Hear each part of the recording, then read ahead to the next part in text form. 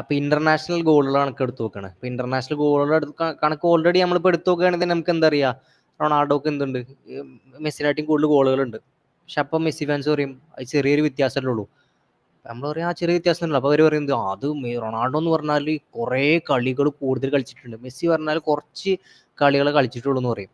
അപ്പോൾ ഓക്കെ, അപ്പം നമുക്ക് ആ ഒരു പരിഗണന വെച്ചിട്ട് നമുക്ക് എന്തും കൂടി വെട്ടി കുറക്കേണ്ടി വരും ഇന്ന്. പെനാൽറ്റികളും ഇപ്പോൾ നിങ്ങൾ പറയണത് എന്താണ്, പെനാൽറ്റി ഇല്ല, കാരണം റൊണാൾഡോനെ പെനാൽഡോ പെനാൽഡോ എന്ന് വിളിക്കണല്ലേ. പക്ഷെ പെനാൽഡോ ആരാ, ഇന്റർനാഷണൽ ലെവലിൽ നോക്കുകയാണെങ്കിൽ ആരാ പെനാൽഡോ നമുക്കറിയാം, അത് വിട്.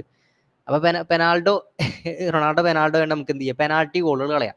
പിന്നെ നിങ്ങൾ പറയണത് എന്താണ്, റൊണാൾഡോ ഫ്രണ്ട്ലി മാച്ചുകളിലാണ് ഗോൾ അടിച്ച് കൂട്ടുന്നത്. ഓക്കെ, നമുക്ക് ഫ്രണ്ട്ലി ഗോളുകളും കളയാം. ഈ ഫ്രണ്ട്ലി ഗോളുകളും പെനാൽറ്റി ഗോളുകളും കളഞ്ഞു കഴിഞ്ഞാൽ പിന്നെ മെസ്സി റൊണാൾഡോയുടെ കണക്കുകൾ എടുത്ത് നോക്കുമ്പോൾ എന്താണ്, റൊണാൾഡോക്ക് 82 ഗോളുകളാണ്, നേരെ മറിച്ച് മെസ്സിക്ക് 38 ഗോളുകൾ. ഈ ഫ്രണ്ട്ലിയുടെയും അതേപോലെ തന്നെ ഈ പെനാൽറ്റിയുടെ കണക്ക് എടുത്ത് നോക്കുകയാണെങ്കിൽ റൊണാൾഡോക്ക് 82 മെസ്സിക്ക് 32.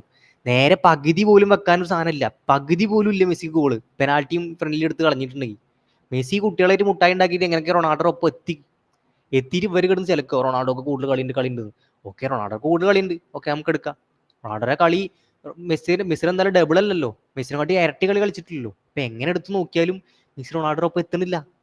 അവർ ഈ കാര്യം പറയുമ്പോൾ നമ്മൾ ഒരു കാര്യം കൂടി പരിഗണിക്കണം.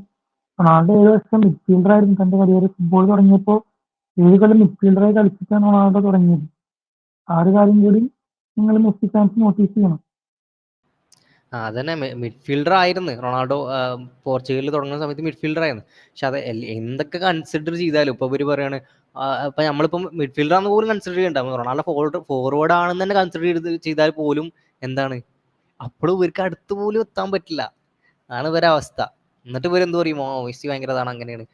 പിന്നെ ഇപ്പൊ നിങ്ങൾ പറയാണ് പെനാൾട്ടി, അങ്ങനെയാണെങ്കിൽ നിങ്ങൾ പെനാൾട്ടിക്ക് വില ഉണ്ടെന്ന് പറയുകയാണെങ്കിൽ, അങ്ങനെയാണെങ്കിൽ നിങ്ങൾ പെനാൾഡോ എന്ന് റൊണാൾഡോ വിളിക്കരുത്. കാരണം എന്താണ്, കാരണം പെനാൾട്ടിക്ക് വില ഉണ്ടേ, റൊണാൾഡോ പെനാൾട്ടി അടിച്ചതൊക്കെ വില ഉണ്ടല്ലോ. പെനാൾട്ടി കുറക്കുകയാണെങ്കിൽ എന്താണ്, മെസ്സി അവിടെ കെടുക്കും. പെനാൾട്ടിയും ഫ്രണ്ട്ലിയും കുറച്ച് കഴിഞ്ഞാൽ മെസ്സി ഇന്റർനാഷണൽ ലെവലിൽ മെസ്സി അവിടെ കെടുക്കും.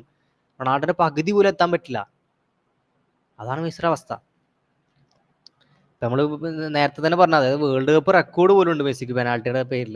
അതുപോലെ ഇന്റർനാഷണൽ ലെവലിൽ നമ്മൾ പെനാൾട്ടി കണക്ക് എടുത്ത് നോക്കുകയാണ്. അവിടെ വേറൊരു കോമഡി കൂടി ഉണ്ട്. അതായത് ഇന്റർനാഷണൽ ലെവലിൽ നിങ്ങൾ പറഞ്ഞത് റൊണാൾഡോ ആണ് കൂടുതൽ കളി കളിച്ചിട്ടുള്ളത്, ശരിയാണ്, റൊണാൾഡോ ആണ് കൂടുതൽ മെസ്സിനായിട്ട് കൂടുതൽ കളി കളിച്ചിട്ടുള്ളത്. പക്ഷെ എന്നിട്ട് പോലും റൊണാൾഡോ മെസ്സിനായിട്ട് കൂടുതൽ കളികൾ, കുറേ കളികൾ കൂടുതൽ കളിച്ചിട്ട് പോലും എന്താണ്, മെസ്സിക്കാണ് കൂടുതൽ പെനാൾട്ടി ഗോളുകൾ റൊണാൾഡോനായിട്ട് കൂടുതൽ.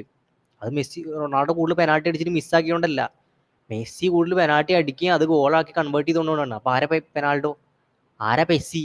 ഒക്കെ മെസ്സി തന്നെയാണ്.